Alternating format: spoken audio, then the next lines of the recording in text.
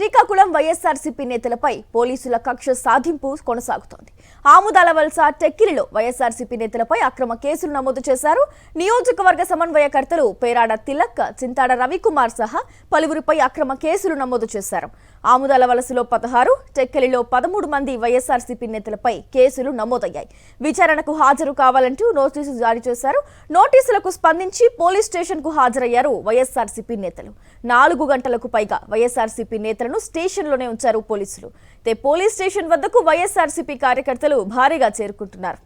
అంశానికి సంబంధించి పూర్తి డీటెయిల్స్ అందించేందుకు మా కరెస్పాండెంట్ సునీల్ ఫోన్ లైన్ ద్వారా జాయిన్ అవుతున్నారు. సునీల్, చెప్పండి, ఏదైతే వైఎస్ఆర్సీపీ నేతలపై పోలీసుల కక్ష సాధింపు చర్యలు ఏ విధంగా ఉన్నాయి? అసలు ఆముదాల వలస టెక్కలిలో పరిస్థితి ఏంటి? శ్రీకాకుళం జిల్లాలో రాజకీయ ఉద్రిక్త పరిస్థితులు మళ్లీ తారాస్థాయికి చేరాయి. అయితే వైఎస్ఆర్సీపీ నేతలపై పోలీసులు కక్ష సాధింపు చర్యలు ఇంకా కొనసాగుతూనే ఉన్నాయి.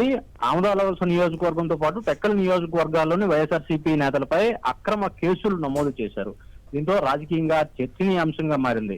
నియోజకవర్గ సమన్వయకర్తలైన పేరాడ తిలక్, చింతాడ రవికుమార్ తో సహా పలువురు లక్ష్యంగా చేసుకుని పోలీసులు ఈ అక్రమ కేసులు నమోదు చేశారు. మొత్తం ఆముదాల వలసలో 16 మంది పైన, టెక్కలిలో 13 మంది పైన వైఎస్ఆర్సీపీ నేతలపై కేసులు నమోదు చేశారు. ఇందులో నియోజకవర్గ ఇన్ఛార్జీలు అయితే వైఎస్ఆర్సీపీ ఆముదాల వలస నియోజకవర్గ ఇన్ఛార్జ్ చింతాడ రవికుమార్, వైఎస్ఆర్సీపీ టెక్కలి నియోజకవర్గ ఇన్ఛార్జ్ పేరాడ తిలక్ పై కూడా కేసులు నమోదు చేశారు. విచారణకు హాజరు కావాలని నోటీసులు ఇవ్వడంతో ఆ నోటీసులు స్వీకరించిన వైఎస్ఆర్సీపీ కార్యకర్తలు నోటీసులకు స్పందించి ఈ రోజు పోలీస్ స్టేషన్ లో హాజరయ్యారు. అయితే పోలీస్ స్టేషన్ లో హాజరైన వైఎస్ఆర్సీపీ నేతలను 5 గంటలకు పైగా విచారణ పేరుతో వేధించడం, పోలీస్ స్టేషన్ లోనే ఉంచడంతో అయితే ఆ పరిసర ప్రాంతాలు, పోలీస్ స్టేషన్ బయట ఉద్రిక్త వాతావరణం నెలకొంది.